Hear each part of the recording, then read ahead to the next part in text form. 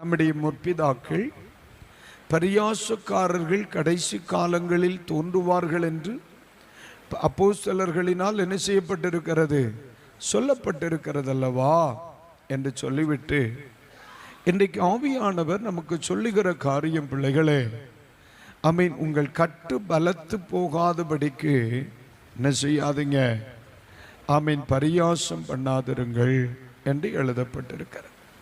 அந்த வார்த்தையை சொல்லி முடிக்கும் பொழுது, தேசம் அனைத்தின் மேலும் நிர்ணயிக்கப்பட்ட சங்காரத்தின் செய்தியை சேனைகளின் கர்த்தராகிய ஆண்டவராலே கேள்விப்பட்டிருக்கிறேன். ஒரு சங்காரம் இருக்கிறது. அது யார் மேல் வரப்போகிறதாம்? பரியாசக்காரர்கள் மேல் வரப்போகிறது. ஆகவே நீங்கள் யாராக இராதிருங்கள், பரியாசம் பண்ணாதிருங்கள். இயேசு சந்தித்த பரியாசக்காரர்கள் எப்படிப்பட்டவர்கள்? ஆண்டவர் இயேசு கிறிஸ்து பரியாசக்காரர்களை சந்தித்தார். என் அன்புக்குரியவர்களே, இன்றைக்கு ஊழியத்திலாக இருக்கலாம் அல்லது வாழ்க்கையிலாக இருக்கலாம், நம்ம சந்திக்கிற எந்த பிரச்சனையுமே தோத்திரம் நான் புதிதாய் ஒன்றும் சந்திக்கவில்லை. நான் இப்போவுமே அதை உங்களுக்கு நான் சொல்ல பதிவிட விரும்புகிறேன். ஊழியத்தில் நான் எவ்வளோ கஷ்டப்படுறேன் தெரியுமா பாஸ்டர்? நான் ஊழியத்தில் எவ்வளோ கஷ்டப்படுறேன் தெரியுமா? என் குடும்பத்தில் நான் பட்ட கஷ்டம் யாருமே பட்டிருக்க மாட்டாங்க அப்படின்னு சொல்லி சிலர் சொல்லுவாங்க. யாருமே பட்டிருக்க மாட்டாங்க, நான் மட்டும்தான் அவ்வளோ கஷ்டப்பட்டிருக்கேன், நான் மட்டும்தான் அவ்வளோ வேதனைப்படுறேன். சில நேரத்தில் எங்ககிட்ட ஜோமனை வருகிறவர்கள் சொல்லுகிறதான வார்த்தை என்னன்னா, பாஸ்டர், நான் பட்டிருக்கிற பாடுகள் இந்த உலகத்தில் யாருமே என்ன செய்யப்பட்டிருக்க மாட்டாங்க தெரியுமா? அவ்வளோ கஷ்டப்படுறேன், எவ்வளோ கடன் தெரியுமா அப்படின்னு சொல்லுவாங்க. உடனே உங்கள்கிட்ட கேட்டால் உங்களுக்கு எவ்வளோ கடன் இருக்குது? 1,38,000 ரூபாய் இருக்கும்பா. இங்கே கோடிகள் வச்சவன் சிரிச்சிட்டு இருப்பான் பார்த்துக்க. சரியா? இந்த உலகத்தில் பாடுகள், பிரச்சனைகள், போராட்டங்கள் இது நிறைந்த ஒரு வாழ்க்கை தான் நம்ம வாழ்ந்து கொண்டே இருக்கிறோம். ஆனால் நம்ம சந்திக்கிற பிரச்சனைகள் எல்லாம் நம்முடைய பிதாக்களும் சந்தித்திருக்காங்க. நம்ம எதிர்கொள்ளும் சத்துருக்களை நம்முடைய பிதாக்களும் சந்தித்திருக்காங்க. நம்ம ஆவிக்குரிய வாழ்க்கையில் நம்ம சந்திக்கிற எல்லா பிரச்சனைகளையுமே இயேசு சந்திச்சிருக்கிறார், அப்போஸ்தலர்கள் சந்திச்சிருக்கிறாங்க, பரிசுத்தவான்கள் சந்திச்சிருக்கிறாங்க. அதனால யாருமே சந்திக்காத பிரச்சனையை நான் சந்திக்கிறேன் அப்படின்னு சொன்னால் தோத்திரம் ஒன்றும் இல்லை அப்படின்னு நினைக்கிறேன். அப்போ நீங்கள் கேட்கலாம், பாஸ்டர், இயேசு காலத்தில் மொபைல் ஃபோன் ப்ராப்ளங்களை அவர் சந்தித்ததே இல்லை. அது வேணால் நான் ஒத்துக்கிட்டேன், அதை குறித்து எனக்கு பேச வரல. ஆனால் அன்னைக்கு மொபைல் இந்த மாதிரியெல்லாம் இல்லை. ஆமாம், இந்த பிரச்சனைகள் அவங்களுக்கு அன்றைக்கு எல்லாம் பரிசுத்தவான்களுக்கு இல்லை. சரி, இருந்தாலும் யோசிப்போம், கர்த்தர் என்ன சொல்கிறாருன்னு பார்ப்போம். அப்போ ஆண்டவர் இயேசு கிறிஸ்து கூட பரியாசக்காரர்களை என்ன செய்திருக்கிறார்? சந்தித்திருக்கிறார். இப்போ எடுங்க பார்க்கலாம்.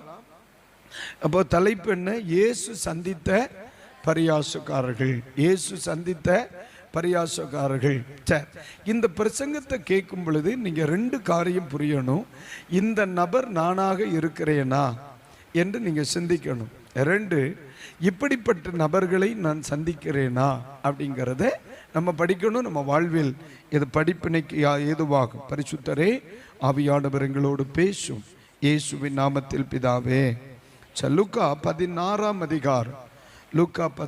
அதிகாரம் அதனுடைய 14ஆம் வாக்கியம். பரியாசம் பண்ணப்படுதல் என்பது இக்காலத்தில் மட்டும் அல்ல. பரியாசம் பண்ணப்பட்டவர்கள் இக்காலத்தில் மட்டுமல்ல, முற்பிதாக்களின் காலத்திலும் இருந்திருக்கிறார். பரியாசம் பண்ணுகிறவர்கள் இன்றைக்கு மட்டுமல்ல, இயேசுவின் காலங்களிலும் முற்பிதாக்களின் காலங்களிலும் என்ன செய்திருக்கிறாங்க? ஆமாம், இருந்திருக்கிறாங்க. அப்போ இந்த 14ஆம் வசனத்தை படிக்கும் பொழுது இங்கே யார் பரியாசம் பண்ணப்படுகிறார்? இயேசுவே பரியாசம் பண்ணப்படுகிறார். பைபிளில் வாசிக்கும் பொழுது பச்சை மரத்திற்கே இப்பாடுகள் என்றால் நம்மை குறித்து என்ன சொல்லப்பட்டிருக்கிறது? பட்ட மரம்.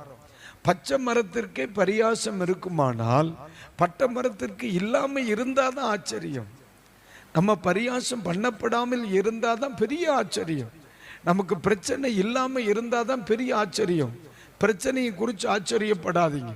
ஏன்னா இயேசுவையே பரியாசம் பண்ணுகிறவர்கள் என்ன செய்திருக்கிறாங்க, இருந்திருக்கிறாங்க. அங்கு எப்படி அது நடந்திருக்கு அப்படி நம்ம படிக்கும் பொழுது அந்த 16ஆம் அதிகாரத்தில் 9 முதல் 13 வரையிலான வசனங்களை படிக்கணும். நான் உங்களுக்கு சொல்லுகிறேன், நீங்கள் மாளும் பொழுது அப்படின்னு என்ன அர்த்தம்? உங்க மூக்குல பஞ்சி சொருகும் பொழுது அல்லது சாகும் பொழுது உங்களை நித்தியமான வீடுகளிலே ஏற்றுக்கொள்வார் உண்டாகும்படி அநீதியான உலக பொருளால் உங்களுக்கு சிநேகிதரை சம்பாதியுங்கள். கைகளை உயர்த்தி ஒரு ஆமேன் சொல்லுங்க. இந்த 9ஆம் வாக்கியத்தில் இயேசு சொல்லிக் கொடுத்திருக்கிறார், நித்திய வீடுகளில் உங்களை ஏற்றுக்கொள்வார் உண்டாகும்படி. நித்திய வீடுகளில் அப்ப நம்ம இந்த உலகத்தில் வாழ்கிற வீடு எந்த வீடு? அநித்தியமான வீடு, நிலையற்ற வீடு. அப்ப நிலையான வீட்டில் நம்மை ஏற்றுக்கொள்வார் உண்டாகும்படி இன்னைக்கு இருக்கிறதல்ல, அநீதியான உலக பொருளால் உங்களுக்கு சிநேகிதர்களை என்ன செய்து கொள்ளுங்கள், சம்பாதித்துக் கொள்ளுங்கள். கர்த்தருக்கு ஸ்தோத்திரம். ஆமென்.